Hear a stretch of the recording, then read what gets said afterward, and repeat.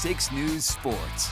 We've seen a lot of changes in college football, but the site of the Big Ten championship game will not be one of them anytime soon. Commissioner Tony Petitti kicking off Big Ten Media Days by revealing that their title game will remain here in Indianapolis through 2028.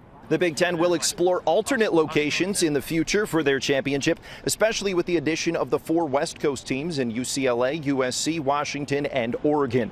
On the subject of further expansion, Petitti said, for now, like their title game, they want to stay where they are. You know, we're focused on the 18 right now. That's what we're focused on. We had to do a lot of work.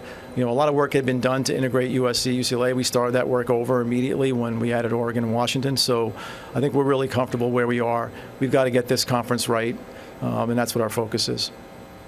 Nebraska and Iowa take their turn at Media Day tomorrow. But coming up at 6:30, what coaches around the conference had to say about expanding to 18 and the Big Ten now stretching coast to coast. Here at Lucas Oil Stadium, Clayton Collier, 6 Sports.